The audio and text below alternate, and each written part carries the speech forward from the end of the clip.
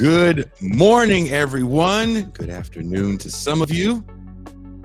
I am your host, Jason Miles, and welcome to another episode of This is Revolution Podcast.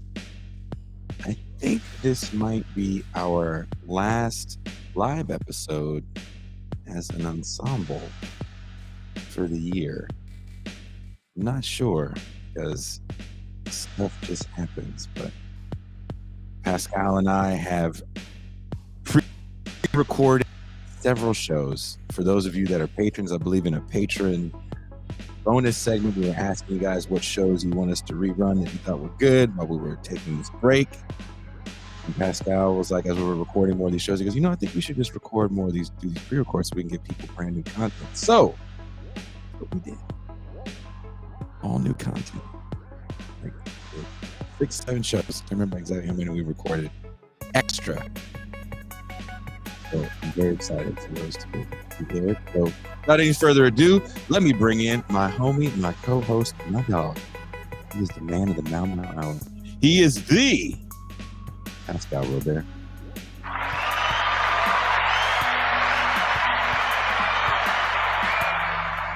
Peace and greetings to the chat. Peace and greetings to the audience.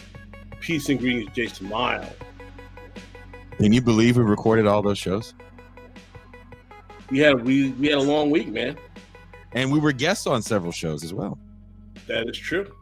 Pascal is going to be on, if I'm not wrong, Pascal is going to be on Redacted Monday. That's correct. They're filming it on Monday. Look at you, superstar. Oh, relax, Elvis. You didn't ask me to be on this show.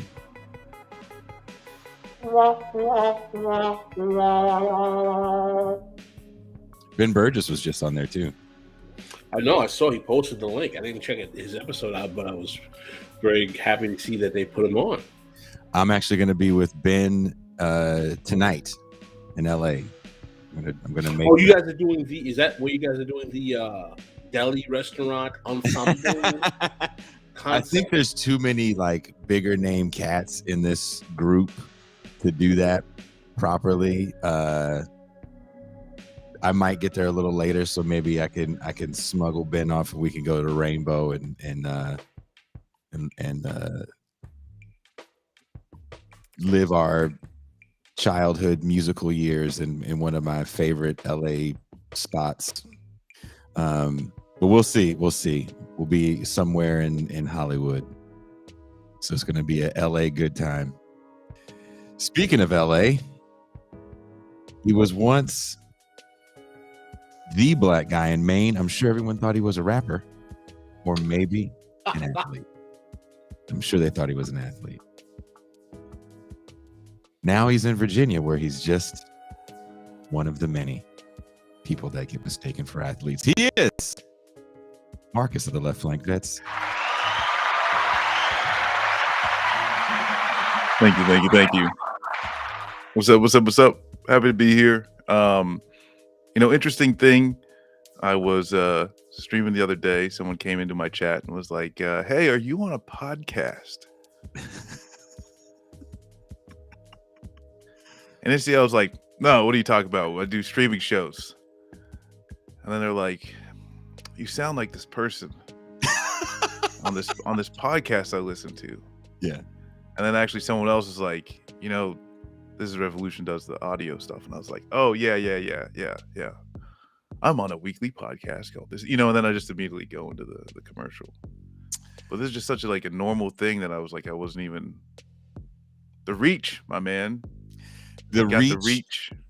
When I started this thing, it was me and my drummer called me last night, kind of out of the blue, and I was having crazy issues with the Wi-Fi, and we're constantly, as the show is getting bigger, we don't keep it the same. Like I feel like as it gets bigger, I have to give people more. I don't know why that is. Like, oh, we're getting more successful, let's invest more in the show. So we're doing more video essay stuff.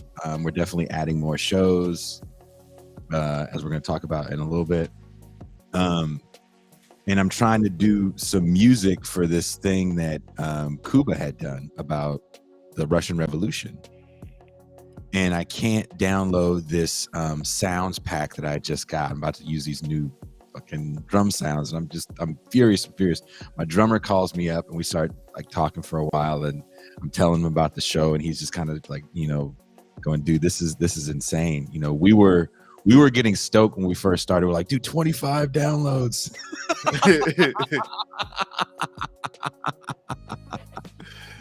So now the reach is definitely in the hundreds of thousands. So that's from the audio side. It's a good thing, right? So we should be.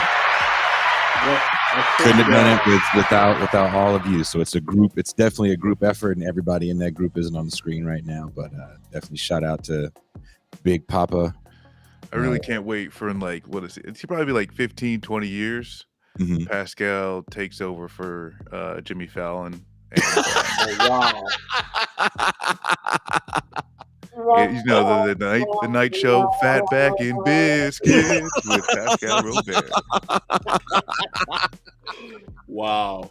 Well, it's interesting that you bring that up, because I believe as of right now, we've reached a mark that Jason and I did our first show together a year ago, if I'm not mistaken. Yeah. That we have officially been doing this for a year. As Pascal and I, and last month October, I hit my 2-year mark of doing this. Correct, because you were doing it for a year before we actually got together. And so this is nuts, man. I'm constantly shocked on the growth. And speaking of the growth, one of the things that we said we were going to do is do a sports show. We've talked about it for so fucking long, and I finally have the people that I trust to make this happen.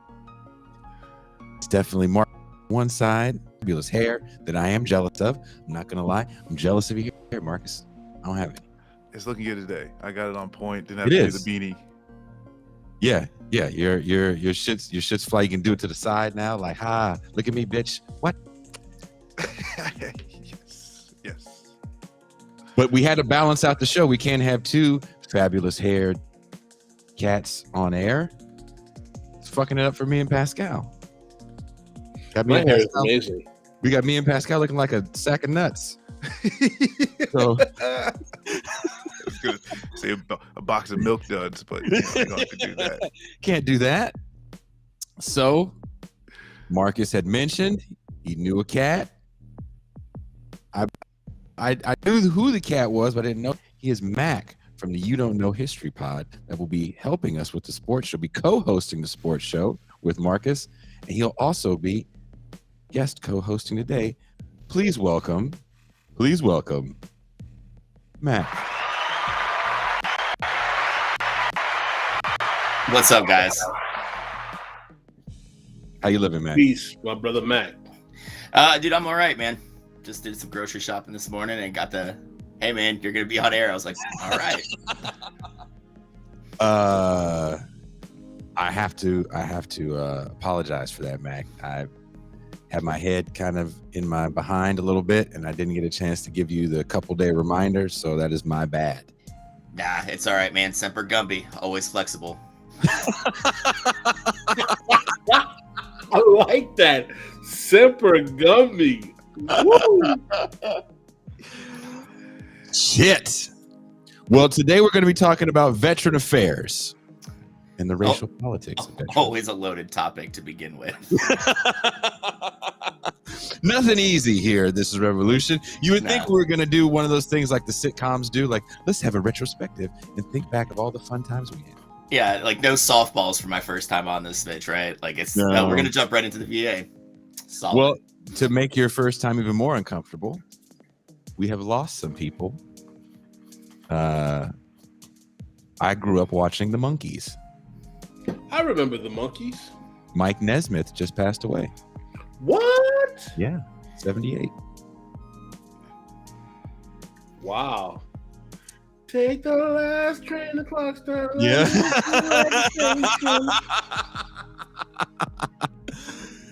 One of Jimi Hendrix's first major tours was opening for the Monkees, and of course, people hated him.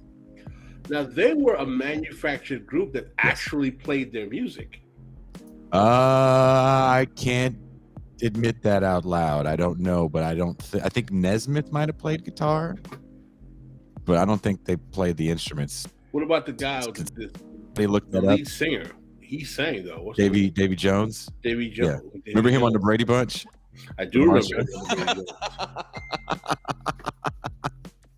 So, and not only we haven't had a chance to say this on air, but also friend of show, sadly, and very surprisingly, Greg Tate recently passed away. Oh man, yes. We did not mention that No. last time we were on. Rest in power to Greg Tate, who was a guest on our show. Died suddenly, I think maybe Wednesday. Yeah. Big loss to the cultural criticism and journalistic world. So a lot of people memorializing Greg Tate on the social medias. But he was a big deal, particularly going back to the 80s and 90s. Kind of people consider him the godfather of hip-hop journalism.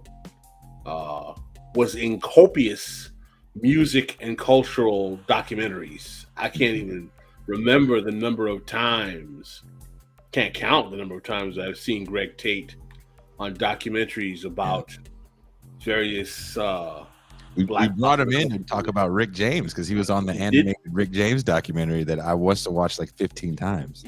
You brought him in about Rick James. He had stories about Greg Tate was part of the Black Rock Cult, which as a young person, I was probably like 11 when I got hip to that.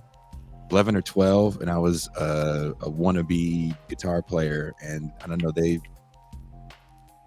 helped make me feel a little more legitimate.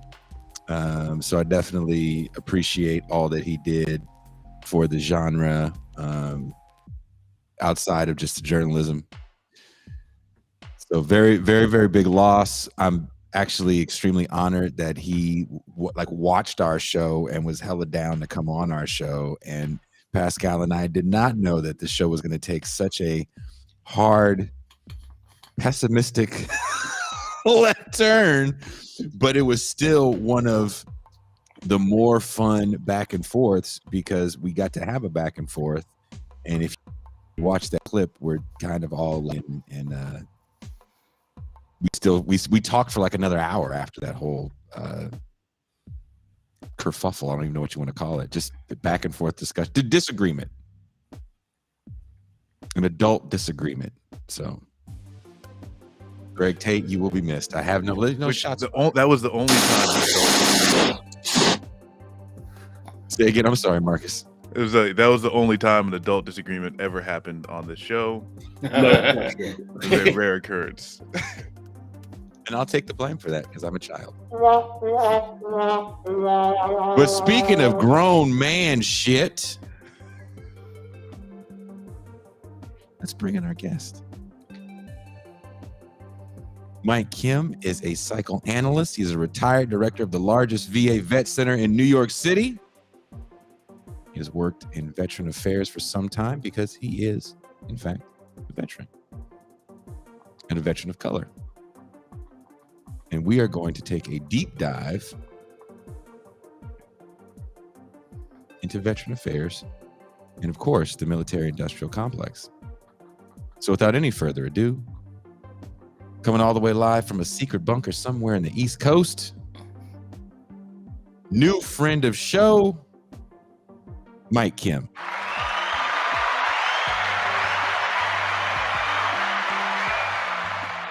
It's all bunker life, you know what I mean? Not just gangster life, bunker life. How you living, Mike? Large. Now, being on the show, I finally made it. Oh, wow. Thank you. I was on Ben Burgess a couple weeks ago, cranking on that chump Congressman Dan Crenshaw.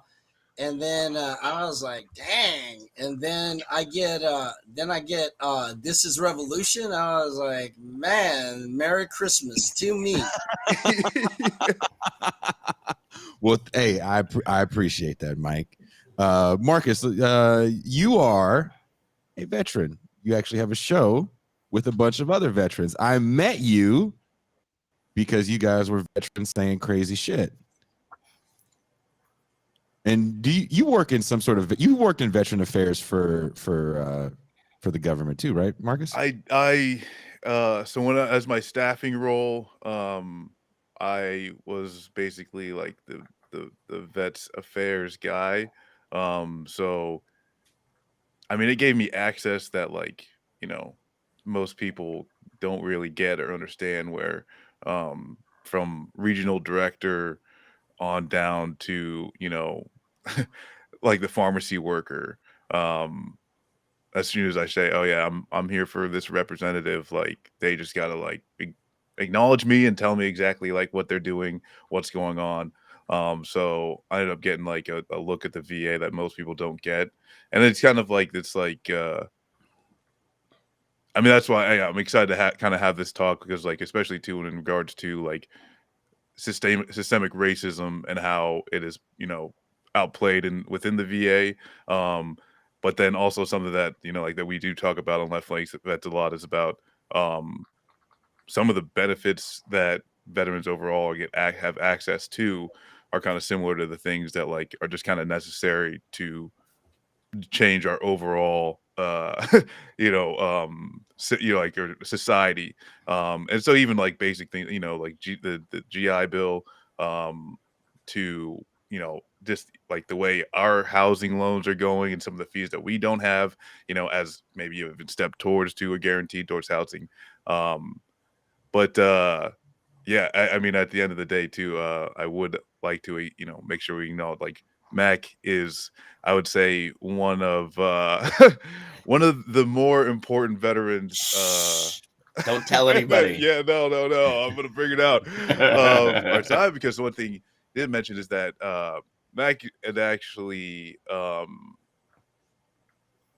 came out and talked about a war crime that existed in one of his units, and he's gotten a lot of flack for it.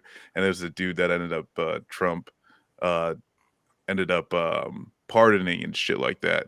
So and white dude, just gonna throw that out there. So if we're gonna also talk about how racism can play, I can't help it, guys. All right, like, it's just but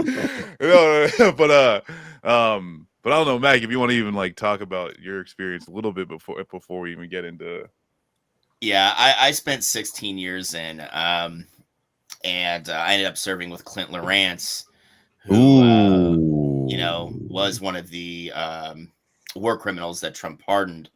And I like Marcus is right. I caught hell for. I'm still catching hell for it, for speaking out against him. Because they, and by they I mean the military, which allowed it to become politicized by not getting out in front of it and trying to like make it happen quickly without people knowing about it. And then essentially Republicans that came out and said, hey, this troop was wronged somehow by Obama and the rules of engagement. So therefore, he shouldn't be tried for killing people. So Republicans still kind of lash onto that. And it is what it is. I made the mistake of appearing on a documentary and putting out my full name. So now it's just kind of like I have to lean into it, and I can't hide anywhere. So, shit happens. Jeez, that's well, Mac, since you are new to the show, let's start off with you. You want to ask the first question to our guests? I mean, we're gonna throw you in the deep end of the pool. Yeah, I mean, hey, Mike. First off, Mike, it's great to meet you. Yeah, and I've heard about you. So great work that you've been doing. Well, I appreciate that, man. But like when we're talking to the VA, like when we're talking about the VA, for me, like I am the token white dude today. But like I noticed during my time in uniform, the built-in racism in the structures of the military. And it's not surprising to see how it transfers over into the VA, because a lot of people slide over from their positions in the military into the VA. But Is there any way to change that now, unless we change the military first? Yeah, well, I think that you're dead on, and what's interesting with me is being the outlandish person that I am. I was enlisted an officer, so I became a Mustang. But then I was a Catholic monk for a number of years because I grew up in a very religious home in redneck part of Florida primarily. And then as I was a monk, I was a Dominican friar. I wanted to and I specialized. The friars are academics. We educated the Jesuits. But I spent a lot of time studying just war theory. Now that got me very much in line with also the work that I was doing with veterans on the streets, in ministry and stuff, going back to 1993, primarily a Vietnam veteran ministry, because, we didn't have like these endless wars as it ended up playing out after 9/11. So I ended up going after 9/11, wanting to be a chaplain, and I was kind of like, my order wanted to deny me of that because it would interfere with monastic life. So I ended up just like taking a leave of absence. And then I did, as you all know from the military, the try 1 year. I found that kind of like hack. And I said, I'm not signing up for 8 years. And they wouldn't give me my commission again. So I was not going to be an officer. And basically, for me to deploy to Iraq, I'd have to go in as enlisted again. And I was like, I don't care, I'll do it. I just want to serve. I got caught up with the propaganda. And so I served now. And I also knew that I would, because I in the process, I was also tied to the VA, working for the VA, and in a hybrid kind of position where when I was working with DOD at that particular time, I was in 03, so a captain, and then I ended up finally retiring. I was a 04 promotable, a major, whatever, GS-12. But the thing is that what I noticed was in all the transitions, like the system, the military system, with a lot of racially problematic policies, ended up receding into the VA. And just as far as like looking at levels of compensation for veterans of color, access to VSOs, veteran service organizations like the American Legion or VFW and other DAV. A lot of these organizations primarily cater to white veterans, white Vietnam veterans. And I my thing is, I've been mentored by white, by white people, as you've been mentored in your military. Both of you have been mentored by different folks of color. You've met good and bad. But the major problem that I have with the VA is that, as someone who received services from the VA and also, had some rank in the VA, just the lack of looking at veterans of color. I mean, looking at veterans of color as they are, and not, and then seeing this long history of veterans of color being invisible. And so this othering that I notice is tremendous on many levels, in regards to compensation, treatment, services to the homeless. The VA is socialized medicine and a very successful program on many levels. But this whole lack of recognizing race in the VA is very problematic. And I'm not talking about you calling me a name or whatever, not celebrating Asian Veteran Month. I'm talking more about, things where, we spent time in the military, and, that's time that we can't really, recover in regards to civilian life. So here we are, part of a system that has limited protections for us in many ways. But at the same time, when you get out, you want certain things for yourself, like GI Bill. You want, the home loan. You want access to dental and medical care.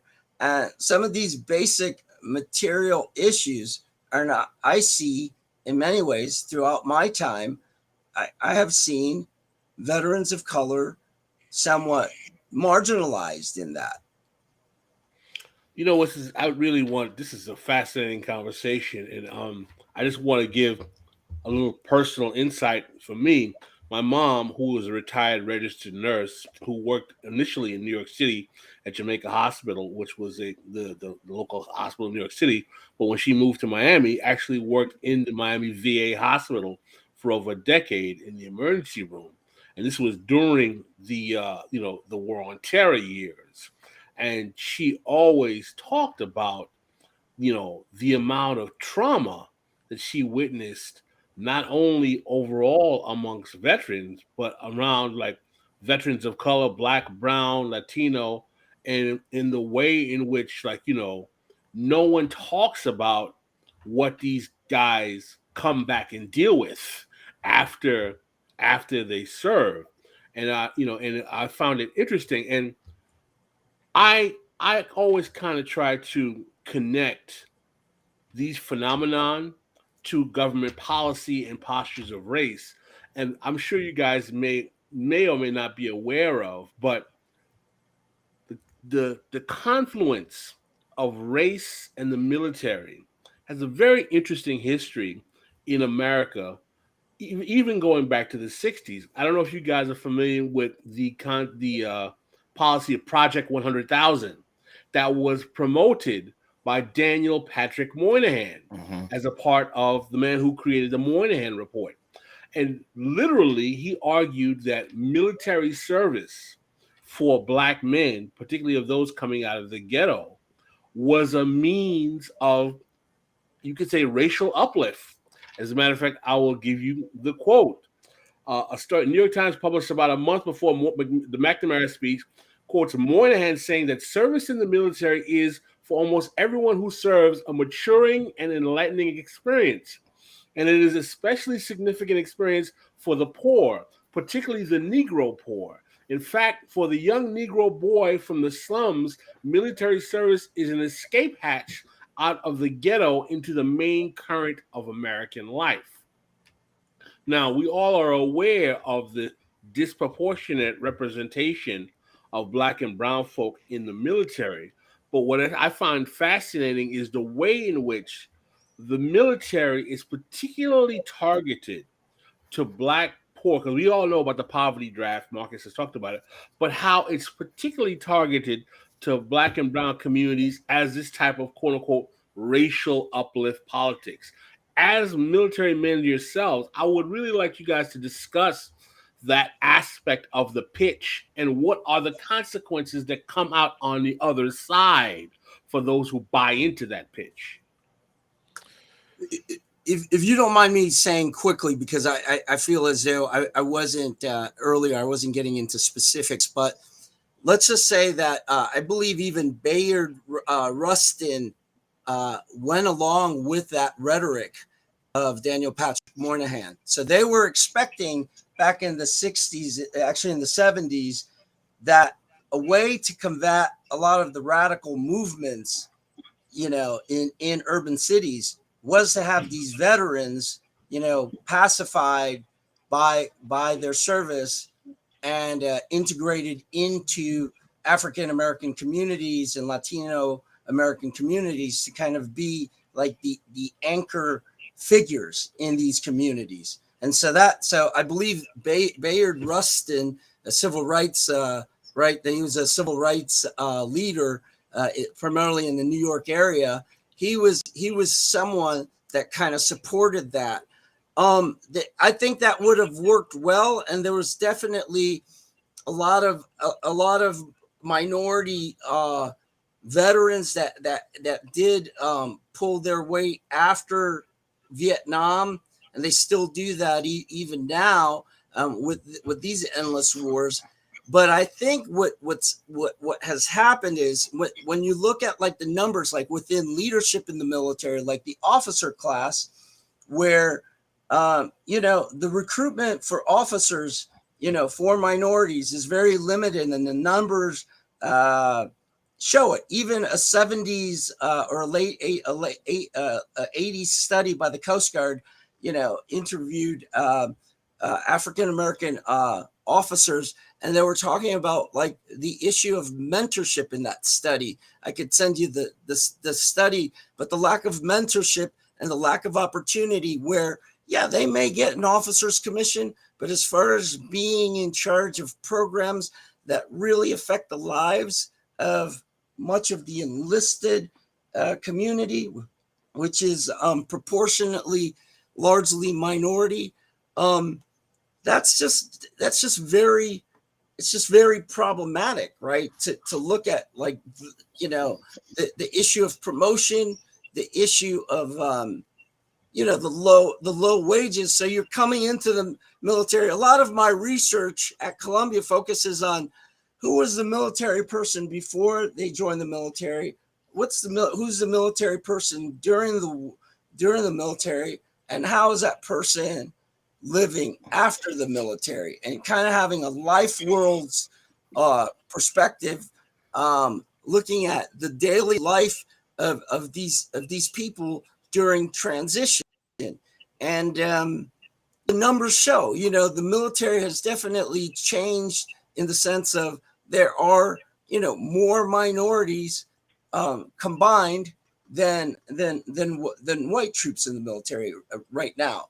And the numbers for the officer corps and all branches of the service is seriously lacking. And so that makes a big thing, because to really carry out a court martial, right, to basically really be affected by the system, the military justice system, officers rule that. And so when you have a limited representation of officers in the legal system within the military, which is very different from the civilian world, that's going to affect your discharge. So the number of minority vets that have bad discharge, what they call bad paper, dishonorable discharges, discharges, general discharge under honorable conditions, things like that. You have a high proportion of minority, military personnel who have these scarlet letter, the scarlet letter, and they try to integrate into society. They didn't have much before they went into the military. They didn't have much in the military, and they lost time, and they're in, the regular jungle of the world, and we have such high expectations. How could they be the leaders, the anchor personnel, that Moynihan and Rustin envisioned? Well, the question becomes for me, though, is that what exactly does it say about our society that the only option we give to people who come from economically depressed or racially and economically depressed communities is that the means in which the state is willing to expend to help you empower yourself and improve your condition is if you put your body on the line to be fodder for American imperialism. In other words, the nature of how we value. I mean, what's interesting to me about what Moynihan is saying is that he's actually admitting that the state has the capacity to create institutional mechanisms to change the lives of poor and working class people.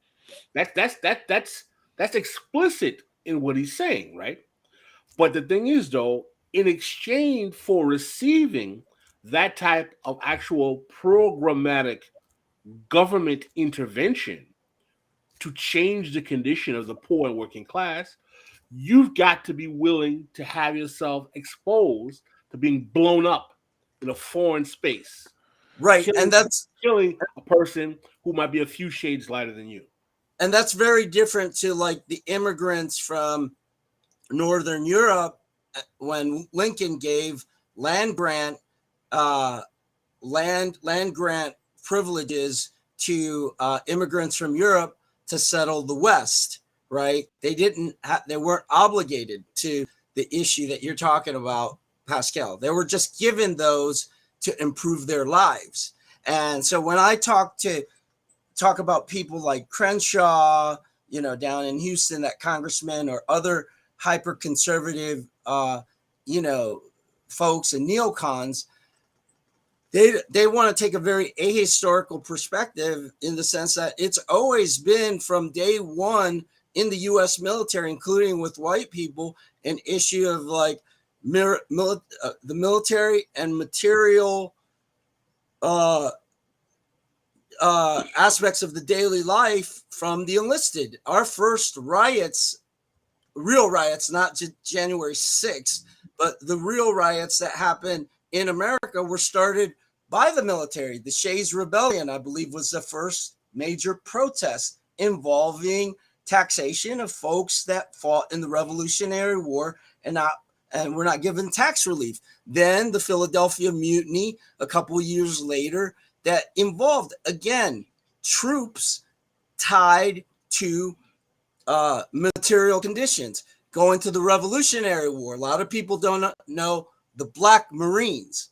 They're one of the toughest units in military history. There were Black Marines within the British Navy, and they were hardcore, and they were part of the British Navy, but because the British lost, right, it was almost as if those Black Marines and others who were blacks, as well as other Black people and Native people who were tied to the British, they really had to pay for their participation against the colonialists. And that has lingered all throughout American history. And what's incredible is Dr. Kari Polk's book, was it Contagions of Empire, where he talks a lot about the labor, the use of Black labor in these empire wars, going back not just to the Civil War, but all through the empire wars, the Philippines, building of the Panama Canal, World War II, World War I. And these are things that are not recognized within the regular military, right? Because as you see with mass culture, you got to be a Green Beret special operations guy to get some attention, and they don't look at all the support people. You know what I mean? And there's cool. I mean, even David Goggins, who is a Navy SEAL, one of the first African-American Navy SEALs, he gets hell, and he had an incredible war record. I think Dan Crenshaw was talking bad about him a couple months ago. They asked him about David Goggins, and he had the nerve to say, "Oh, well, David's not known for his deployments." It's like, dude, you weren't there. You don't know. You know what I mean? And it's like, I'm just saying that other veteran exists. And are we going to make an effort in this country to know more about the veteran, other type of veteran, and not to make it into this binary argument of being recognized for some medal or getting an officer's commission because I'm of color, but basically looking at the fairness of a system for all, for all troops. Yeah. For me, I think this is kind of one insanely complex issue, because what you have is the intersection between the mechanism in which capitalism and empire holds on to its power, the people that are pretty much expended in doing that. And that's when we talk about the poverty draft. This is like, something where um uh, obviously it affects mostly just poor people, but then when we go into who are poor people in the United States, and then that's where you get that the racism interjected into it, and then that also comes out in a lot of different ways as far as how the military is structured, which Mike did a great job of outlining like the officer class, versus the enlisted. But then also too, and that continues on and on, and Mac had pointed that out, of like that literally like bleeds over into the VA and how things go along, because there's a lot of carryover between people who did serve, and then in going into these institutions that end up serving veterans. And I mean, we should probably hit on like VFWs and some of these like Yes. service organizations at some point. But the thing is, historically, all of these institutions have been, complicit in like just straight up racialized violence, from the VA not accepting black people and like a lot of these other organizations not accepting black people to begin with, to the fact that black vets especially were targeted, like even a Civil War, especially World War I, World War II, that as soon like that that uniform meant that you had possibly training that could defend against the state, that you would basically, so like deployed and risk your life to defend. And I think, yeah, when it comes, to this day, I think one thing that I kind of like always question and wonder is just like, how is this useful to the greater um society? Like, what can we actually like learn from these things? And where I think one of the issues with the VA, especially now, and I'd love to, like, Mike, if you chime in on this, is like the amount of bureaucracy that gets put into it, the absolute denial of like universality on almost anything. And this is where it goes into that, the UCMJ, which is basically the criminal justice system for the military, of, hey, you need to get honorable discharge. Okay, who are the people who get dishonorable discharged? How are these things even processed? And then obviously you get some disparagement for black and brown folks for being disciplined more. I mean, even right now you've got the inspector general doing an investigation in racism within the VA. Yes. And so, yeah, I guess, yeah, my question, yeah, would be, how do you think even like some of the universality stuff gets pulled out? And this is like the neoliberalism of almost everything, where everything has to be means tested, but it ends up just denying benefits, being more cumbersome, more expensive, and all of these things. Well, Mike, if I can just jump in here real quick, Marcus, like I think you already answered your question there, right? When we're talking about the levels of bureaucracy built in, biggest I do share here, a direct reporting system to the VA as soldiers are getting out. They expect you to go find like a VSO in your hometown, go through the VFW, go through DAV, and I was trying to go through the VFW when I first got out to file my claim. Right, the VFW is trash. It is a trash organization run by trash people, and there's a reason why a lot of our our comrades of color who are having trouble getting their claims processed, it's because they're trying to go through the VFW, which is run by a bunch of like Proud Boy supporting white supremacists, thin blue line motherfuckers that just don't care about veterans of color. And can I say something real quick, Mac, about that? Because it's really, I'm sorry, but yeah, you're absolutely right. I got back from a deployment and I tried to join my local American Legion post. and they're the most notorious. They did everything to block labor, the American labor movement.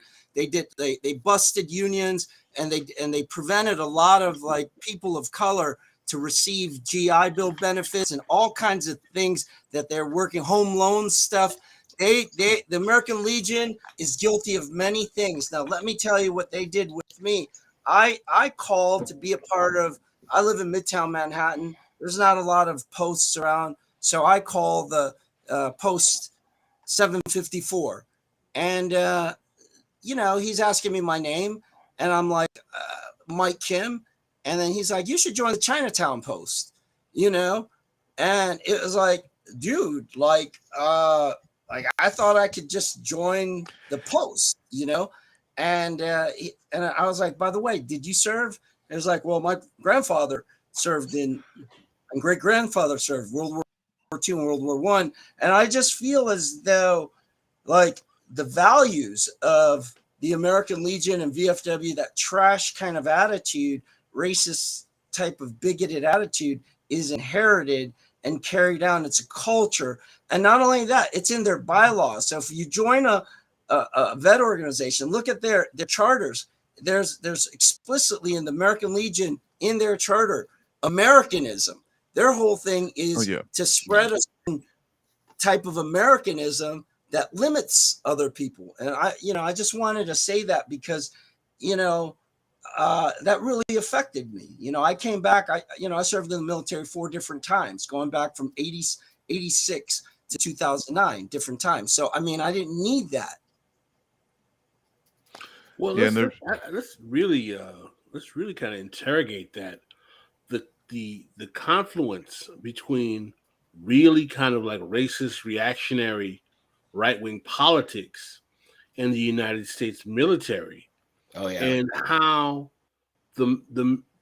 it seems that the U.S. military really becomes a kind of breeding ground for this kind of right-wing, really like extremely like kind of right-wing kind of discourse, where we have things like, not only the Proud Boys, but we have things like the Oath Keepers. Yeah. We have these whole organizations, these whole kind of 3%ers, really serious, some would say fascistic organizations that are made up significantly of former military.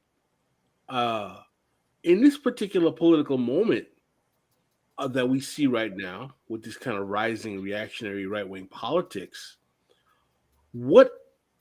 how does military service function as a feeder for this type of politics in this moment? I'd really like you guys to discuss that if you feel comfortable. Honestly, Marcus, I think you and I we've talked about this. Yeah. The biggest issue, especially when you're in combat arms, Pascal, is I don't know if you're aware of the study done right after World War II, right? The draftees that formed the backbone of the Army in the Second World War, when they qualified with their weapon systems, fired at circular targets, right? And they found out that for every 1 round fired and that actually hit something, there was almost 20 rounds fired that missed, right? So then they went to what we call the E-type silhouette, which is the outline, like the head, the shoulders outline that they introduced prior to Vietnam. And they did a similar study. And then they realized that for every 1 shot that hit, you only had 3 or 4 misses. So this is where we get into the othering, which can be applied to a lot of different things. During the Vietnam War area, it was the Vietnamese people that were othered. During the Cold War, we had the Russians and the Soviet the Soviet satellite countries were othered. Heading into the Gulf, all Arabs were othered, and it's continued to be that to this day, right? It's something that is actively enforced, especially in combat arms. Now, when you look at the combat arms as well, where I served in the infantry, it's a very lily white part of both the Army and the Marine Corps. And it's a family business for a lot of these infantry people, right? My father did it, my uncles did it, so I had to do it too, right? So you have this kind of inherent othering that happens to the father and the uncle and the other relatives, that's then passed down to these kids that then continue this tradition of military service where that othering's only continued and reinforced. So you have a lot of these right-wing whack jobs that are actively employed for anywhere from 4 to however many years that receive all this training, and then they go and join organizations like the Proud Boys or the 3%ers or the Oath Keepers or whatever, militia is starting, at that time, or a right-wing group. And then they immediately move into kind of like leadership roles in it. And especially the infantry just keeps churning people like that out. Yeah, I think this is like just complicated because on some levels you have white supremacy just just being allowed to foster within the military ranks. And I was in the infantry. Everything Max said was completely fucking correct. It was like one other dude, my corpsmen were black, mostly other white dudes. You had a few Latinos in there. But there was a Nazi. There's a dude that had Mein Kampf and all types of other like fascist literature on his bookshelf. And there's room inspections every week. I could get my ass chewed for too much ice in my freezer. But not once did this dude get his ass chewed for having Nazi fucking books. And then so when you and going on, I mean, like, this is somewhere there's stories of like VFW post heads, like the actual like buildings, like each post that were like in the KKK, and basically like a lot of the hierarchy just like basically matched for local KKK groups. Looking at the numbers of fucking January 6th, military members overrepresented like versus the overall population. I will say I was a Marine. The Marine Corps overrepresented in veterans when it comes to that shit. But something that I do have to question is it that the military inherently does this to people, or if the reactionary right isn't just more organized, which is something that we talk about as well. This has been a concerted effort by non-veterans in these, right-wing to fascist groups to get veterans and people with training. And I think as we see throughout so many other different areas, the right is just better at organizing and building institutions that serve their interests, and then the left is, and I think that, I think that's maybe how these things are playing out.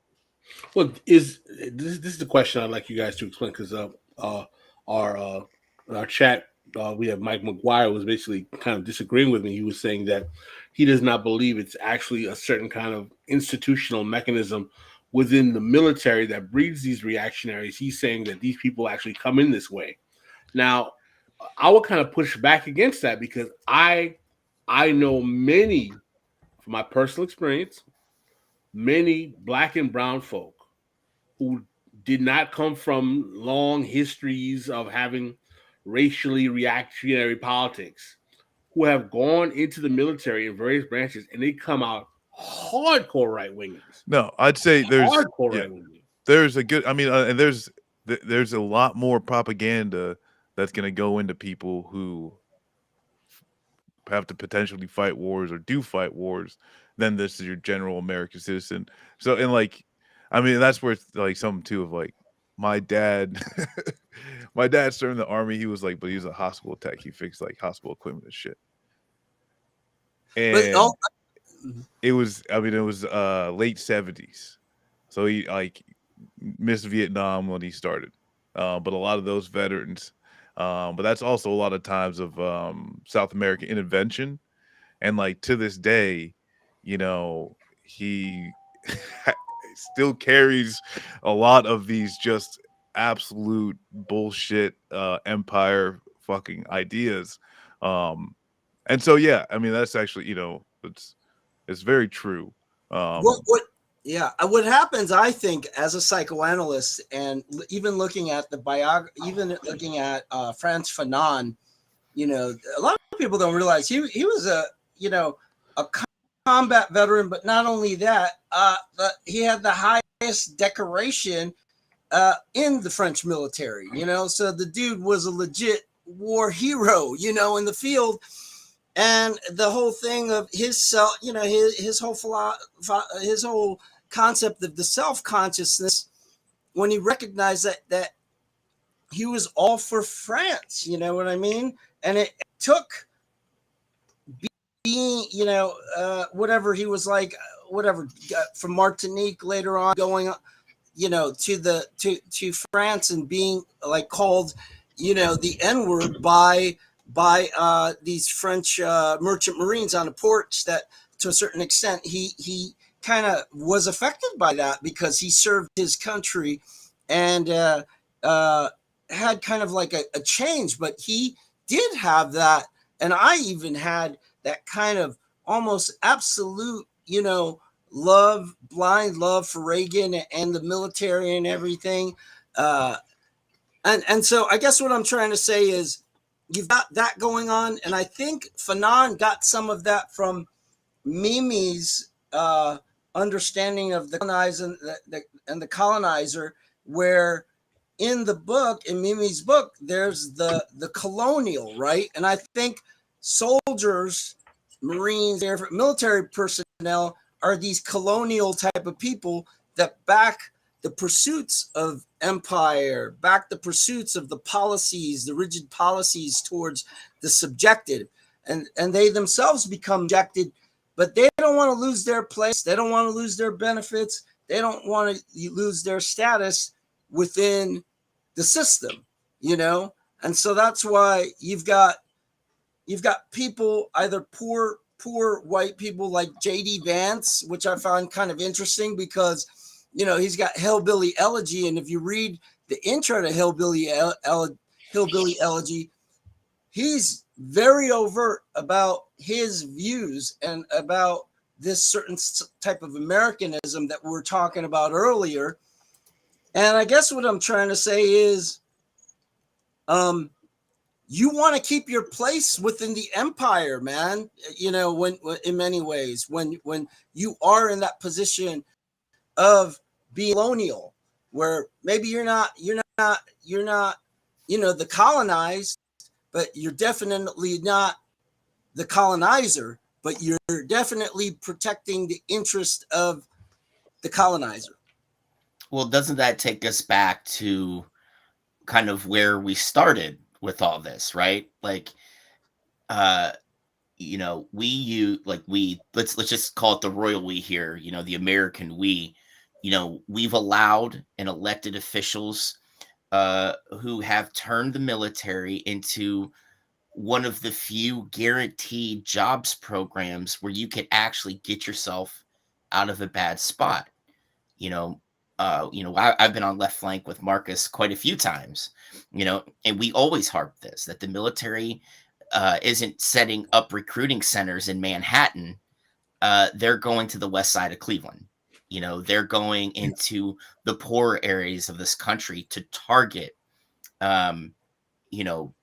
people who are economically depressed. And for a lot of us, myself included, that was my way out of a horrible job situation in Northeast Ohio. What else was I going to do? And then you get, for me, you get wrapped up in it, because it's like you now have this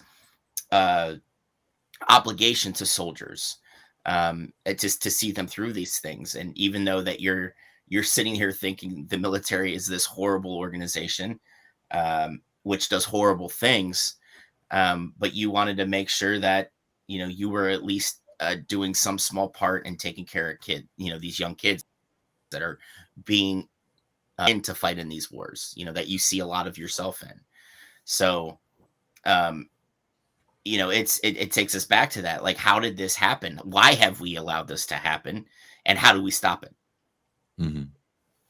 Well, we're coming up on the end of the hour. I want to extend another invitation out to Mike to come back on the show. Thank you very much. Thanks for having me. Where we can finish this conversation. Would you be willing to come back in the new year, Mike? Man, I'll camp out. I'll set up my hoops. I'll left flank too. I'm gonna be stalking you guys. Yeah. Pascal, I'll show up with my shelter half. You know what I mean? I'll be set, man. Wherever, whenever and wherever. Well, I'm being extremely serious. I do want you back. I want to spend more time with this conversation. And we will put it behind a paywall. Just kidding. But I do want to spend more time with this conversation. Hey, thanks. So, Mike, thank you so much. Is there any links that you want us to you want to shout out anything before we go?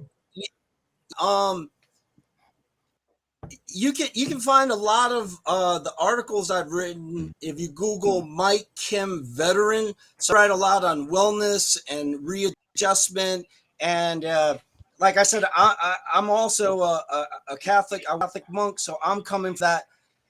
I wouldn't say Marxist, but definitely Marxist influenced theology of liberation, where we must have a preferential option for the poor, and I've written a lot on that preferential option to veterans in our country, that we have to unconditionally make that happen, whether white, black, yellow, woman, transgender, gay. You're a veteran, you serve, you deserve something to help you get back on your so you could Google me at Mike Kim veteran. You could also find me on LinkedIn and shoot me a message, Michael J. Kim LP, and I'm on Facebook and Instagram, Philosopher Vet Monk, and just get a hold of me if you want me on any of your shows or to write anything. I'm open to it, and I don't charge anything because I've got sugar all around me, so things are good, so I appreciate it. But look, Mike, you said free to a show full of leftists, so say no more, fam. As the and I'd like to connect with you guys. Also Mac and Marcus. And actually, Mike, I will do some planning even out loud. I'm connected with some people from Brand New Congress who I was talking about some policy areas within like Veterans Affairs that someone on the left could actually run on and distinguish themselves. And I brought up this idea of like just a universality, like, hey, if you served, you get it, type of thing, as well as just to kind of bring that type of idea into the forefront of like the narrative. But yeah, we should definitely. I'll get your contact stuff. When the show's over, I'm gonna send an email so everybody gets connected. If that's cool. Awesome. Yeah, and thanks for your story, Mac. I really appreciate it. Hey, not a problem, Mike. It was good meeting you, man. And Pascal, as always, I appreciate your knowledge where I could pursue thievery and pretend I'm you, but with the crazy headband and Lambo hair. I appreciated the engagement, man. It was really a pleasure to have you on. Please come on again. Thank you. All right, peace, Mike. All right. Are we saying goodbye to Pascal too? I don't know. Do you guys want me to say goodbye? Yes.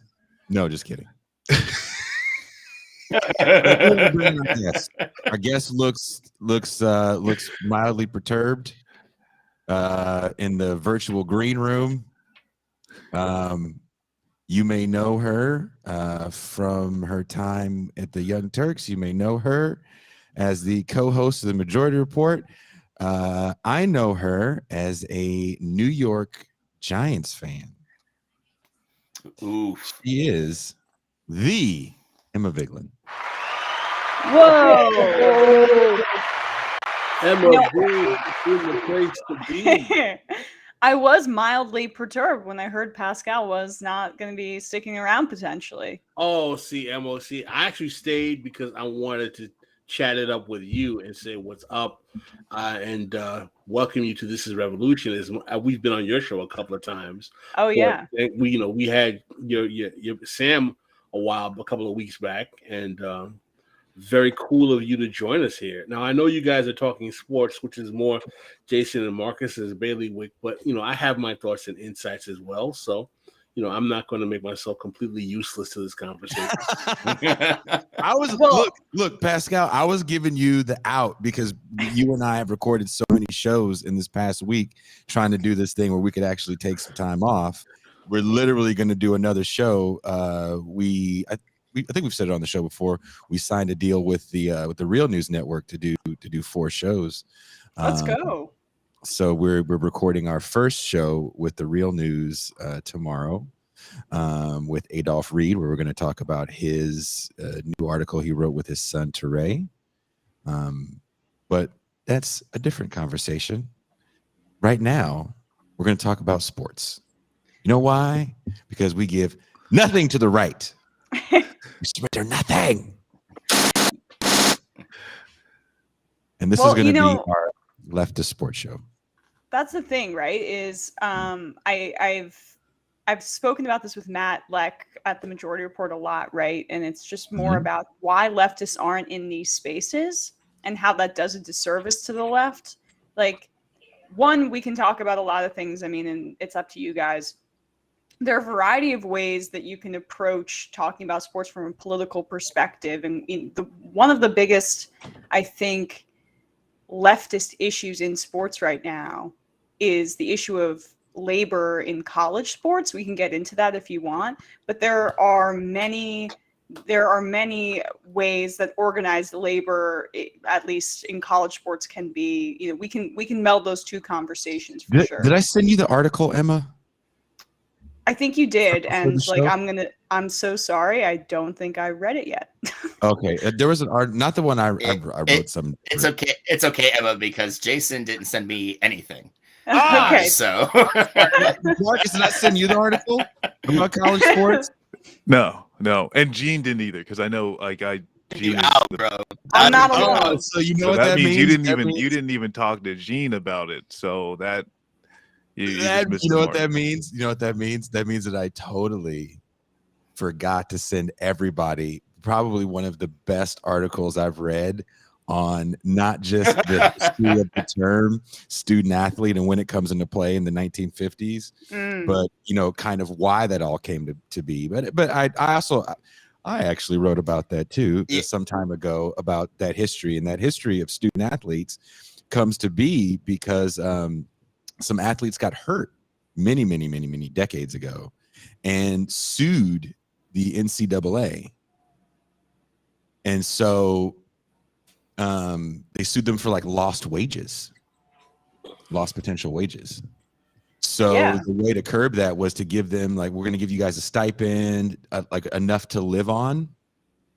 I forget, I think it was $90 when it first started. And we're going to give you free education, and that's how we're going to pitch this. So even in there's a new constitution or some shit that they wrote. They're still pitching this whole student athlete, you're getting a free education, so why are you bitching thing? But the National Labor Relations Board head was like, no, these cats need to form their own unions because they're laborers. Well, they exploit the very fact that, the NCAA is an incredibly racist and exploitative organization that is decidedly undercutting and stealing the wages away from laborers who make the entire college football and basketball system the most two profitable, college sporting events. They don't get paid anything. I mean, I don't think people realize necessarily how much money the NCAA takes in and these individual universities take in, and how much college coaches get paid. $5 million a year for, I don't know, Lane Kiffin. How much money does Nick Saban make? Who knows, right? But the athletes, the NCAA exploits their desire to make it big, and then, oh, you'll get your payoff eventually. But for a lot of athletes, that's not necessarily the case. You could tear up your knee, you could blow out your ACL, and you could not necessarily make it to the big, to one of the professional leagues. And even if you get there, right, we can talk about how the wage disparity in the NFL and the NBA and other leagues is awful in and of itself. But what the NCAA does is it exploits the dreams of young people, doesn't pay them anything, says it's giving them a free education when they're not even going really to classes. They are professional athletes working for the university. You can't and then, yeah, and then you're unable to. You are a professional, right? But you're not getting paid for it. You're getting paid on the promise of it. And then it's also the unionization effort is undercut because this is such a finite period of time. If you're going to college, you're going for 4 years. So once you leave that workplace, like, you know, unionization is more difficult. So organization is more difficult. So they take these very specific conditions in order to uphold incredibly racist, exploitative labor practices. And that's honestly why I don't watch college football. I love sports, or college basketball for that matter. For the most part, I'll sometimes tune in, but I find it to be, I'll watch it for draft purposes, honestly. Okay, so maybe I'm backtracking, but it's an awful like system. Let me add a caveat to that discussion to this topic that you bring up. So in some states, they passed a law that college kids are going to be able to get paid for their likeness, and they'll be able to get paid for camps. They'll be able to get paid for commercials. We're living in a world, and this was actually the piece that I sent you. It kind of delves more into this, of an influencer culture, right? And as younger athletes, a good friend of mine is a high school basketball coach, Emma. His name is William Liu, and one of his kids that he coached was Dame Lillard for the Blazers. And nice. Wow, he did a terrible job. He's got a few guys in the league. Yeah. But one of the things that Will was telling me about was that when I want to say it was like Dame's rookie year, guys were falling asleep at the rookie symposium. A few years later, as becoming a brand becomes more of a thing in the NBA and the NFL, guys were there with laptops. They're asking the speaker to speak longer. They're asking more about investment opportunities. It's a different athlete. It's a different time. Now, why I bring this up is in college athletics, especially in places like the Midwest, if you go to school in Nebraska, if you go to school in Oklahoma, if you go to school we get the point. Yeah. You're the most important athlete because you don't have a pro team. And sometimes there's colleges that outperform their pro team, even in LA. The 2005 USC Trojans. Ohio State fan chiming in to say that, yes, when anyone asks me who my favorite pro team is, the Ohio State Buckeyes. I mean, look at Atlanta, right? Like the Falcons are not really able to fill up that stadium that much, but like people go hard for Georgia. Yeah. Now, if you are a fringe athlete, because let's keep one thing in mind, a 4-star, even 5-star high school recruit in state that stays in state, that maybe doesn't perform as well when they finally get on the field, or maybe coaches change and they get relegated to the bench, but they're still a bit of a name. They now have a brand. They're literally walking in the door with a brand. And they can now do commercials, they can do camps, they can have radio shows. How is this going to change the landscape, especially when it comes to recruiting? So, and I say that because when you have a school like Alabama, and we saw this with Miami in the 80s and 90s, where the quarterbacks that came out of Miami that even won Heisman's come from my neighborhood. Yeah. Ken Dorsey is from Miramani, which is in a city called Orinda, California, in the East Bay. Gino Torretta, who won a Heisman, California, which is in the East Bay, not far from me. I'm in Mexico now. a lot of players came from the Bay Area in California, but they went to Miami because that was the dominant school. Alabama's doing the same thing. Najee Harris is from Antioch, California, which is in the Bay Area, right? How many players from Alabama are actually from in-state? If I'm Oklahoma and California, who's rolling this out, and I really feel like the universities had a lot to do with this bill getting passed, I can now keep all my top 5-star recruits because I have a selling tool that I didn't have before. You can go to Alabama if you want to and think about winning a championship, and that's great. Maybe you make the league, but you know what? If you don't make the league, if you're a fringe player, you can do car commercials, you can have a radio show. If you're handsome, you might be able to get into movies. That to me is going to change the entire landscape of college football. But is this influencer culture that is so dominant a good thing? And I will take my answer off air.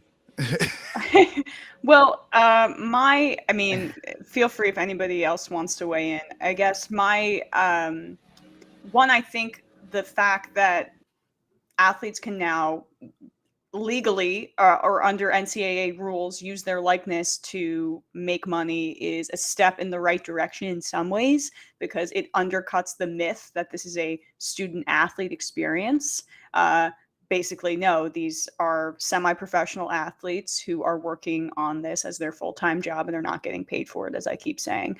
However, the commodification of certain athletes' likeness and their basically that's what influencer culture is it's every part of your existence is being commodified in order to make yourself a brand and to exist in this atomized capitalist world that we all exist in. And yet, while this is sufficient because it begins to chip away at the racist exploitative policies of the NCAA, I have my fears that the reason that this maybe some of the college teams are adapting to this, and it was because also the Supreme Court ruled on it, that it could undercut the larger organized labor effort for the collective student athlete. Because if just the stars are able to profit, then you're like creating divisions in the workforce, in the team. Yeah. And that's not what we want as approaching, this kind of uplifting of student athletes or semi-professional athletes playing in college from the left. So what you're saying is that the ability to monetize likeness and image will create a hierarchy of expectations in these teams that will make labor solidarity counterfactual in these environments, because the guys who are the stars of the team will be like, hey, I'm already making $1 million off of my Instagram pictures and my OnlyFans and my my TikTok is off the chain. Right. I don't know about you guys are just not doing it right. While the other cats who may not be able to actually get that kind of public notoriety, they're not going to have a unifying mechanism to basically come together with those high-profile stars of the team and say, listen, let's come together and create a labor union where we all get a minimum kind of wage, salary, so on and so forth. So it's an interesting spin on it, because some would have made the argument that the monetization of the image and likeness was a kind of economic democratizing tool. In other words, it was giving some justice to these players. Is like, at least now they can make some money on the images and likenesses being used by, video games and so on and so forth, who have been doing it for years and not compensating them. But at the same time, you really bring an interesting kind of counter argument there. I mean, is that only provides access to capital for a certain cadre of those players, while being and basically an element of counter solidaristic reality in terms of not allowing people to unify around their actual labor value as players. As a collective. I mean, I think I think it can be both, right? I mean, I think that it is a good thing that at least my number one thing is in the short term, I want these players to get as much money as they can, right? Because they have a finite career and you never know when it's going to end. And as we were talking about earlier, a lot of these guys come from low income or come from different areas where they become an economy of one for their family. And because we exist in this, hellscape of a capitalist system, they have to cash in as much as they can so that they can create generational security for their family. So I'm never going to knock an opportunity for these players to get paid. However, I think both of these things can happen, right? Where I think the established order in the NCAA is a lot more. Sorry. Sorry about that, Emma. I didn't mean to interrupt, but for me, NIL is good, but only to the point where this is the NCAA passing the buck. That's exactly what it was. I mean, that's why you didn't see them push back much against it when it happened. But this is a way for Mark Emmert, the spineless jellyfish that he is, to say, look, players have access to funds now, right? But Emmert was also the first guy to bitch about the Quinn Ewers situation at Ohio State, where he left high school early, got the NIL deal in Columbus, and now he just entered the transfer portal at 19. Yeah. Right.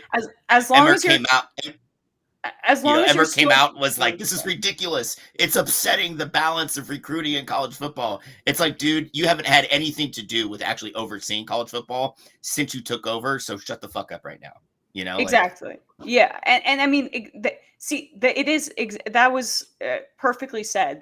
They're happy because they don't have to be, they're not holding the bag right now. Right. Like the NCAA does not have to pony up and have a significant overhaul of their profit system, which would have to include a minimum salary for all players. Now, I'm happy when the stars get compensated. Don't get me wrong. And if you have a deal with a sports book, that's awesome.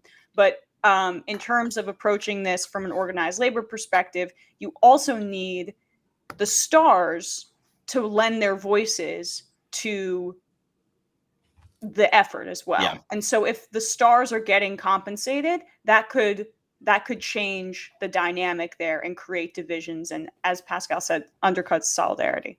Yeah, I mean, I think we actually have a shot though at smaller colleges like D2, D3, and maybe even some FCS schools. Yeah. I think it's going to be a lot harder sell at places like Ohio State, UT, Alabama, Michigan, those types of schools. Like maybe the group of 5 schools as we know them, since everything's in flux right now. I mean, even there, I think we'd have a better, there would be a better organizing shot, right? But as long as you're in the big 5, schools, I really think that's the hard sell. I think it's gonna. Well, look, Griscom just sent me a message. David Griscom just sent me. What's up, David? And he goes, I guess a bunch of boosters got together and they're paying all the linemen at UT, the scholarship linemen, $50,000 to do charity events. I mean, that stuff's already happened before. It's it's a before now. But the thing is, it's like when we talk about money and schools and who gets it, like we all forget that SMU, because some of you guys weren't even born yet. Oh yeah, the Pony Express. Yeah, the college powerhouse. How do you get Eric Dickerson, who was the #1 player coming out maybe that year? Him and Elway maybe were like the #1 recruits that year, and Craig James, who I'm sure Emma, if you knew who Craig James was, Emma, I would be very impressed because I don't, and I pride myself on this, but I don't know Craig James. Well, he played for the Patriots in the 80s, and if you don't remember him, that's fine. But he was a white running back. They existed before Christian McCaffrey, and he was actually very good. And he played with Eric Dickerson in the same backfield at SMU, a school that you probably don't think of as a college football powerhouse. But SMU was a powerhouse. They were so over the top with not giving a fuck with paying players. By the time they got busted in the late 80s for violating those rules, they were using the letterhead of the university in the chip. they were passing cash in envelopes with SMU letterhead on it. And literally it got to the point where Jason, correct me if I'm wrong, the president of the university was running for governor of Texas, and straight up said, we take care of our people at SMU, and I'm going to take care of, you know, the people at Texas. And like some reporter was like, but you pay players to like come to the school.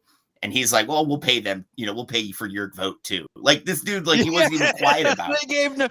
They were you know, so like, over. It was so over the top Texas with it that you kind of have to laugh. But you look at where SMU is now. Here we are, almost 40 years, about 35 years after they got what's called the death penalty. USC got something somewhat similar. Some other schools have kind of sort of lost some scholarships. I wouldn't even say it was similar, Jason. Like they shut SMU's program down for 2 years. They said it, yes, and then when they brought it back, I don't even think it was a D1 program when they brought it back. Yeah, it was just a doormat. It was just a doormat. That's what it was there for. Like I think the first 2 years back, they could only have walk-ons. Yeah, like they weren't even allowed scholarship athletes. That would have been a fun ass team to play on. One thing, it was some bad news bear shit. Yeah. It's like you know anything about walk-ons, that would have been a good time. I bring that up because it can shift so quickly on who can be a dominant power. Because as SMU is getting in all this trouble for paying athletes, at the same time, Miami, and let's not think Miami's paying athletes. I don't know who's paying them because they don't have the booster base because they've never had a dominant school. I mean, athletically, well, I mean, back in the 80s again. I was born in the 90s, so this is all just like my historical knowledge. Yeah. Say what? I'm not the baby. Yes. What you were born in the 90s? Yeah, 94. I know, right? 94. Whoa. Yeah, what was the Miami Hurricanes team that had like all those badass dudes on it in the 80s? It was 84 to 98. Yeah. I mean, because Emma, you went from Howard Schellenberger, who kind of built Miami football, and then he passed it off to Jimmy Johnson, who had like the Michael Irvins. Michael Irvin is right, exactly. Yeah, you know, a lot of those dominant players, Russell and then Jimmy Maryland. Johnson passed it off to Butch Steve Davis. Erickson. Yeah, Steve Erickson and then Butch Davis. That era kind of like, I mean, well, then you have that Florida team. Some of the most dominant. We're kind of getting off track there, but like. Anyway, like University of Miami did not have the like donor base that you're talking about, but also because they just like recruited a different kind of athlete. Like they didn't give a shit as long as you were an athletic freak, you were going to be on the Miami Hurricanes football team. And they took local kids too, like kind of to go back to your point. The state of Miami. They called it the state of Miami or the state of Florida. I forgot what the Schnellenberger's strategy was. He called it the state of Miami, and he wanted people from this region, so he kind of stayed. You know where Liberty City is, Pascal? Of course I do.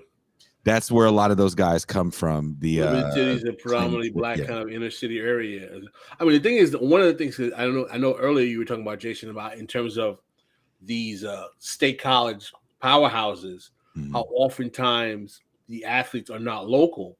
What is ironic about football in Florida, like in Texas and like in other states, is so much part of the culture that we do have a lot of Florida native boys or even Miami cats who will be playing on some of these big college teams. Because I mean, I don't know how many of you guys are from these states in the South where football is like in the air, in the water, where they have 6-year-old kids teeing up wearing like athletic gear to play in Pee Wee League. But that is a very, very strong part of Florida culture down here, man. I mean, football. Oh yeah. I grew up in a better place in the shadow of the Ohio State University. IO. That's right. Corn fed and slow. Well, like that's the thing though. It's like there's been an evolution of the game. Like having these like just huge like corn fed motherfuckers that, you know, they can like, you know, 350 and like bench press 225 1,000 times, but like their 40 times are like 40. Like a minute and a half. Turns out it didn't really work out so well. But going back to players and you know, being able to have like at least utilize some type of monetary benefit. I do have to. I mean, I guess I wonder too of like does that dynamic show itself in the NFL as well? I mean, of course, players do have their overall, minimums and their own labor union. But at the end of the day, like, there is a pretty big disparity in compensation. Yeah. And also, one question to the panel is, do you think this will create longevity in the college game? In which case, hey, if I'm making money now, it might be worth to just stick around. And I have to assume that, certain states and schools are going to be like, hey, if this is going to get us better players, we'll do whatever we got to do to facilitate these things. In which case you might see programs bring on, money managers and stuff like that to help out these students, and say, no, we're going to allow you to do all these things. You'll have time to, Instagram, and we'll give you some practice footage to use on your social media or whatever. And then those, they might be sticking around for longer and longer as they've like created a business in themselves within their team. I see it as a little different. I don't see it as like having any sort of effect in that aspect. I think there's a couple things, and there's another thing I wanted to bring up, which is the fact that we're seeing, especially in basketball, a lot more legacy athletes. And it's something that a lot of people don't talk about. And Pascal up a little bit when he talks about these young kids playing Pee Wee football all geared out. You got to have money. Traveling teams cost money. AAU basketball, who pays for that? The jobber kids that aren't very good. But when I look at a team like the Golden State Warriors, right? I am a Bay native. Those are my guys. How many of the starting five have dads that NBA? How many on the whole team? I'm a Knicks fan. I mean, RJ Barrett is a prime example of, like, son of a pro player, right? How many you sent out? I think it was you sent out an article or a chart, as a matter of fact. I don't know if it was you or somebody else. It was me. You sent out a chart. Yeah. That kind of had like a statistical analysis of the number of NBA players over time who were the children of NBA players. And the chart very effectively demonstrates how, as we progress closer to the contemporary moment, there's like a proliferation in number of guys who are NBA athletes whose dads, I think there was even one time where it was a dad and a granddad, as a matter of fact, who were. I think there's a few of those it's becoming a class project. So Coach Will, it's my best friend, and he called me up, and I've been like getting on him about this because it's been something I've been kind of looking at. And he out of the blue, he sent me that chart. He goes, right now, both teams starting fives, there's 10 players on the court right now whose dads played in the NBA.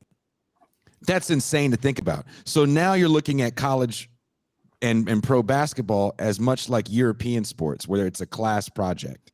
And Will or hockey. Let's be real, like the NHL. Very the simple, NHL. very, very the simple. bar to entry for hockey is because that's probably one of the most expensive sports you can play gear wise. If not the most expensive for the big four, as we're looking at it, right? That's why it's all fucking white, and I mean, like that's mostly why I would say. It's insane to think that it's a bit of a class project. And as Will was telling me about these different leagues that spring up, there was things that I didn't know about when we talk about eligibility on the college level. And a few years ago, was it LeVar Ball? Is that the dad of the ball kids? Yeah. Had started a league, and he said he was going to pay kids, right? He was going to, I'll pay you. Play in my league, I'll pay you. Well, you didn't make that much money if you weren't a big name or a big time, 5-star athlete. So there was a lot of guys that played a couple games in that league that got a couple $100 that are literally ineligible to play. Yeah. Yeah. And that the thing is, Jason, that was always the big thing when he said he was going to start this league, because it didn't have any financial backing outside of him. And he took out loans to start it. Say what you want. I admire him for being a giant advocate for his children.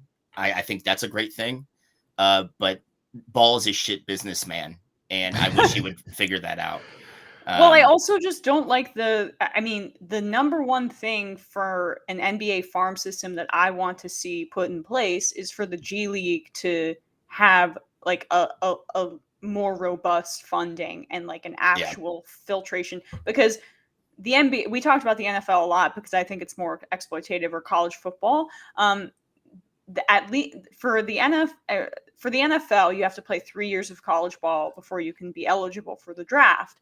For the NBA, you just need 1 year. So the NBA has been a bit more aggressive in advocating for its players, because then, okay, you just have to basically play for 1 year and then you can come cash in the NBA. But the bar to entry is higher, even though, because the NBA, like, there's only starting 5 on every team and then the bench, right? Like it's harder to get there.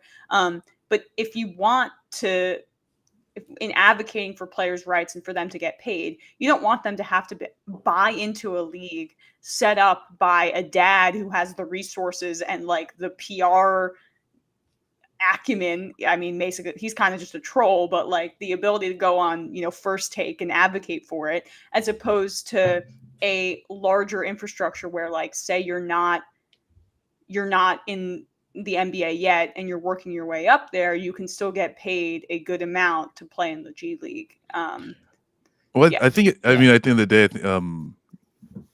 maybe like a more European model, I guess, would at the end of, would be best, completely separating athletics from, schools as the the ladder to actually get to into professional, and to which case, like, if you're 15 years old, you could get a job pushing carts or whatever, but if you're 15 years old and really good at soccer, is it possible you could get just a job playing soccer at and then going on from there is just like the higher level of leagues, which could be age dependent or skill dependent.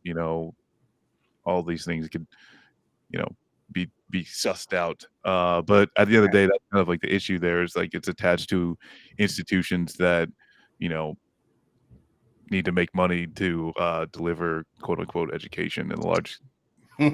Yeah, I mean that's the biggest issue with college sports, right? Like, they're supposed to be institutions where you go to receive an education.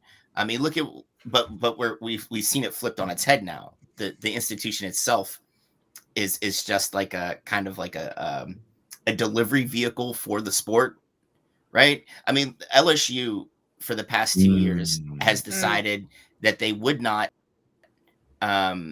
and fiscally could not give administration, or not administration, but support staff and faculty raises. But we saw them just give $95 million to Brian Kelly. They also bought him a $1.5 million house in Baton Rouge, and much like Lincoln Riley, he gets full access to the university's private jet. Now, this is the kicker. I don't remember if I don't know if all of you recall, but 5 years ago, the governor of Louisiana almost shuttered every state university at the beginning of the school year because they didn't have money to fund it, any of them. And that's Louisiana Monroe, that's Louisiana Lafayette, that's Louisiana State, that was La Tech. It was every school he almost shuttered and said, students, you cannot report to classes this year because the state has no money to fund these schools. Wow. Listen, but when you make it to the Sugar Bowl, the amount of economic benefit that comes into you got to get Joe Burrow.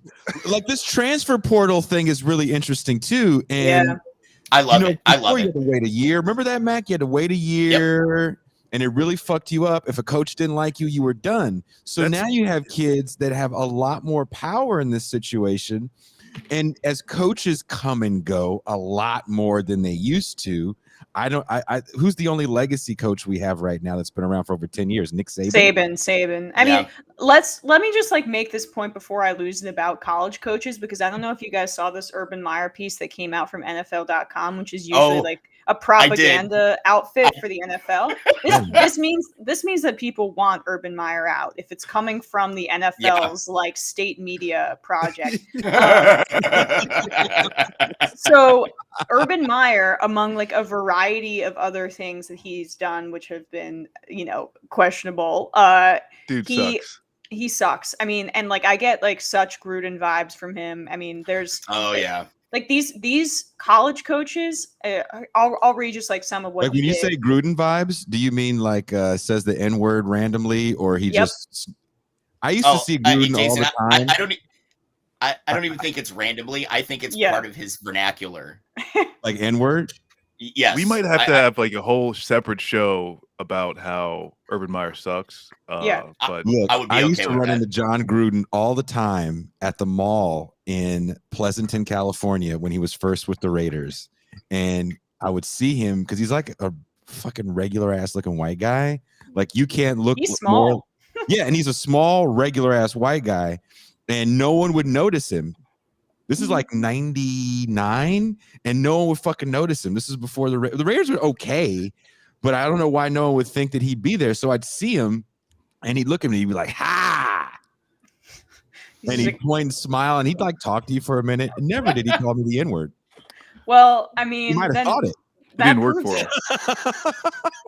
So Urban Meyer, basically, like we know all the scandals, but Marvin Jones, this is from the piece, one of the locker room's most respected and mild-mannered veterans, became so angry with Meyer's public and private criticism of the receiver group that he left the facility until other staff members convinced him to come back and had a heated argument with Meyer during practice. There are other things, but this one part is actually what I wanted to read. Several Jaguars vented their frustration to the Rams players after that game, sources say, reiterating a common complaint that Meyer, who had no prior NFL experience, doesn't treat them like adults. And that's my number one takeaway. Like if you are a college coach, you like fashion yourself as like a modern day, but more like, I mean, I don't want to go too far and say like you perceive yourself as a bit of an overseer, but like they do not see their players as human beings in the same way. They want complete control.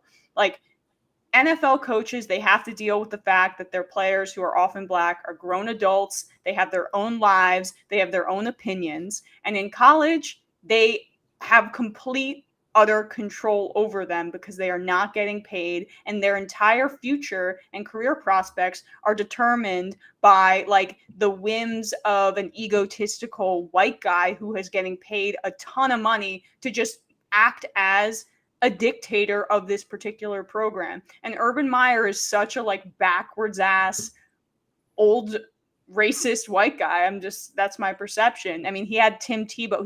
He signed Tim Tebow, a washed Tim Tebow, just like for his aura and his evangelical presence on that team. Like and he made it 3 weeks before they realized that this dude couldn't block so he could be a tight end. Yeah, I mean, he couldn't throw either, but that's beside the point. Like this is more common, I think, in college football. What was it? The Oklahoma State coach earlier this year, who had those like anti-Black Lives Matter comments. Like these guys do not want to be questioned, and they want to move their Black players around like chess pieces, and then also not give them the respect and dignity as human beings, and of course, not pay them or treat them with respect. Mike Gundy, Barry Sanders quarterback. So Mike Gundy 2 years ago also wore a One America News Network t-shirt at a press conference, and when Chuba Hubbard, the star running back, questioned him, he was like, I don't see the big deal, I don't see color. And it's like, bro,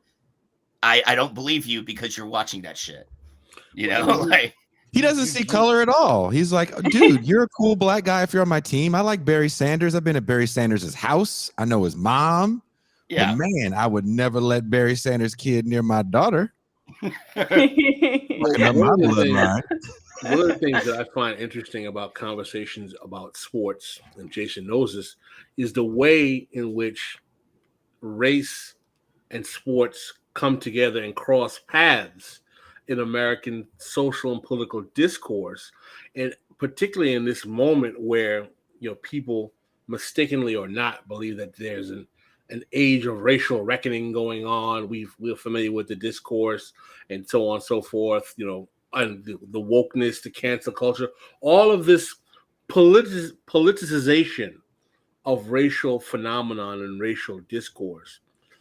Do we think, as people who we're on the left, do we think that ultimately all of this kind of racial analysis when it comes to sports, it ends up just working better for the reactionary right?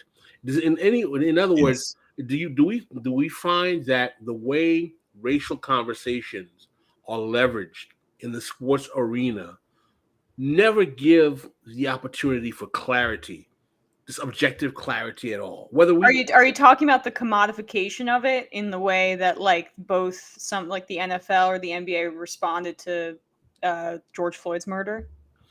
That's a very good point, right? Because you have the whole, we can talk about, the taking of the knee, for the Black Lives Matter police killings as well. But I'm thinking about how personalities on the right weaponize this discourse, and I'm thinking about one individual who, for a long time, I think no one paid attention to him. He was kind of a mediocrity in sports journalism, but he has now risen to this new level of credibility as a sports commentator on the right, Jason Whitlock. Mm-hmm. Oh, I thought you were going down the Dan Dakich hole there, Pascal, because Dakich did the same thing. I thought Clay Travis is another one, but yeah. The reason why I'm doing this show is because I was driving to move to Mexico and my phone died. So I had radio, and I haven't listened to sports talk radio in long, as we say where I'm from. And all I heard was insane right-wing reactionary nonsense. And now I kind of hate listen to this shit because even though I stay in Mexico, I'm not that far from the border. So I get sports radio, actually US sports radio.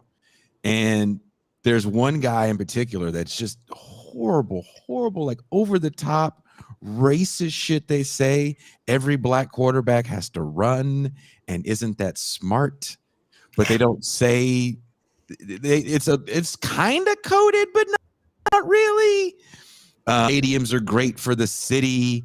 It's insane how the average sports show, I don't care if it's on Fox or CBS, is littered with crazy right-wing reactionary rhetoric.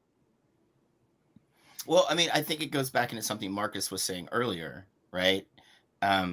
Conservatives have had a 40, 50, 60-year plan to kind of work behind the scenes, I guess, leaning more into the courts and fighting kind of social, like would consider social ills, right? Like they're front and center in these what do they call it? The culture wars shit, right? Like they've really leaned into that, where the left has kind of given it like a passing acknowledgement, and then just now it's dawning on us, hey, we fucked up bad, like especially in the courts and this culture wars stuff, because we're behind the 8 ball now, and we are not catching up. That is not going to happen. That kind of brings me to my initial point that I was saying I was discussing with Matt Leck about how the left is not comfortable in these spaces, and that it does not. It's not beneficial to just completely remove oneself and just say, okay, sports are exploitative. The owners are not giving the players fair wages. The stadiums are built with taxpayer money, and all the profits go to these billionaires who own the teams. Like, those are all accurate critiques, but not engaging in these spaces whatsoever because of that is just cedes a ton of territory towards the reactionary right wing. The left, the actual left, the one that's interested in the labor practices as well, and not just interested in painting BLM on the courts in the NBA bubble situation during the pandemic. The actual left has to engage, because if you just give this massive cultural space to the right wing, we're going to see even more of exactly, what Jason was just talking about. Well, Emma, you're bringing up a really good point, but I remember seeing conversations in spaces where left intellectuals would make the argument about how things like sports and athletics are they are the space of the reactionaries. We don't even need to engage. I mean, this really kind of this very classist, very classist kind of like turning their nose up. I deal with this shit all the time. You know what I'm saying? Yeah. Is it from? I'll be very frank. Like, when I was a kid, I used to do a lot of weightlifting. I played organized football in high school, but I'm not averse to sports. My brother is a huge sports fan. You know what I'm saying? I know I have uncles who are very much into soccer.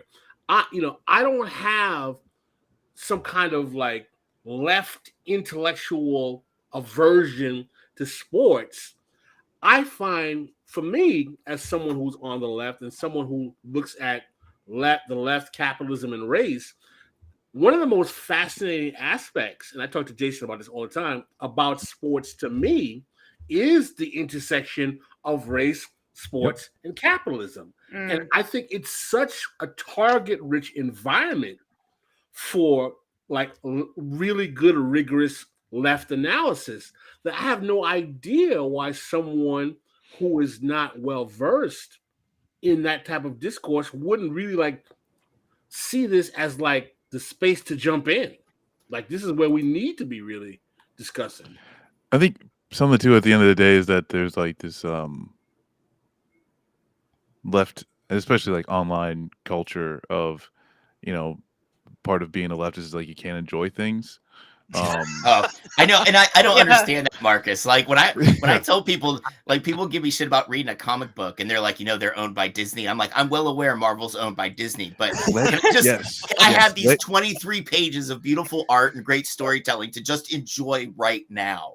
And so I think like even a part that like the most basic thing is it's so important to do is just enjoy life and the things that like it'd almost be like, oh, we can't talk about music because there's certain companies that make a whole like billions of dollars off of exploiting certain artists and stuff like that. At the end of the day, there may not be a greatest apparatus for people to actually like play sports and engage with sports on a national level, but at the end of the day, it's kind of like you're just an asshole if this is like one of the sticking points as to why oh, that's not leftist enough. It's like they're throwing ball through a hoop. Just chill out. Well, CLR. Before we go, hold on. Before we go, we got to wrap up soon. I do want to ask Emma this before we go. So this is kind of a preview, guys, for what we're going to be doing every other Sunday on This Is Revolution.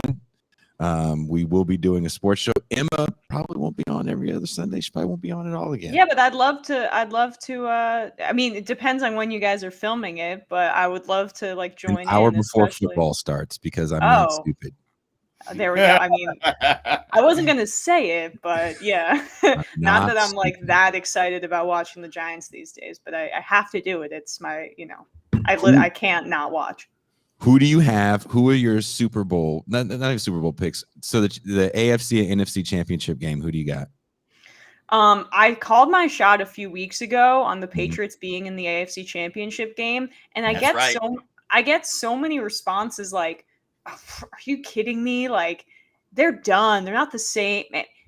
The people who underestimate Bill Belichick are, I don't understand the hubris of that. It's pretty silly in my opinion. So I'm calling my shot on the Patriots being there. I don't think the Bills have a dynamic enough run game. They're way too one-dimensional on offense to actually kind of like elevate themselves. I think they'll be a surprise exit.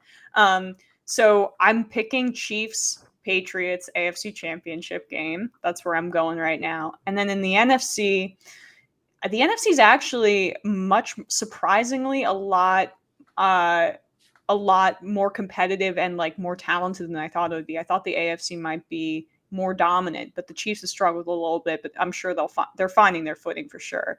So I think I'm going to go Cardinals Packers for the NFC Championship game.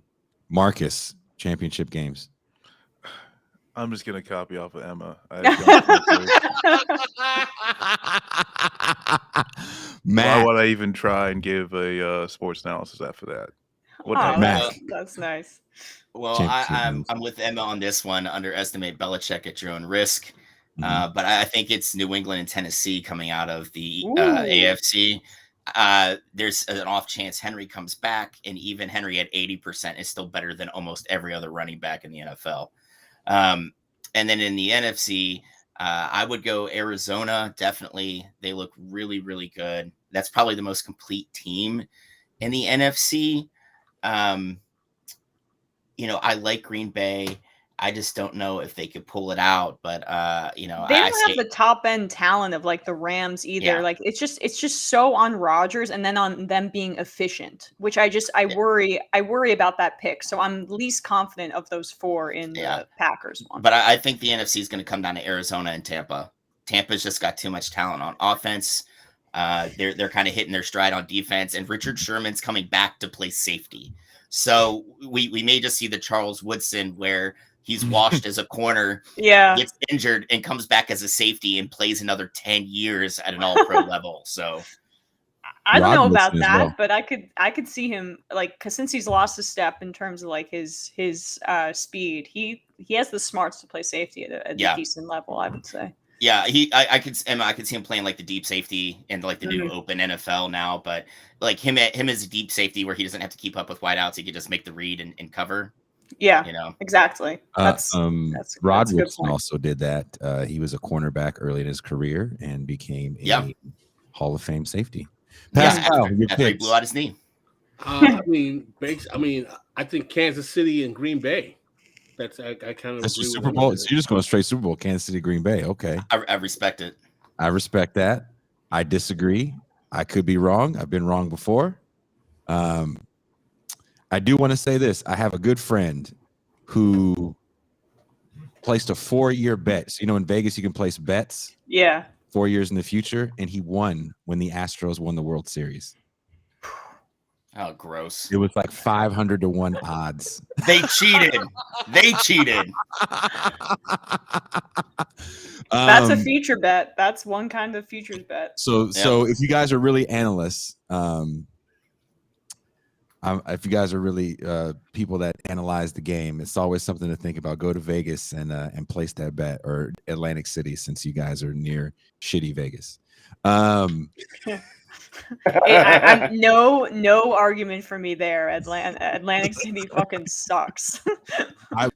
Before we go, I will say the Cardinals. I think Kyler Murray with the coach there. I can't think of his name right now. Cliff Kingsbury, the whitest name in football.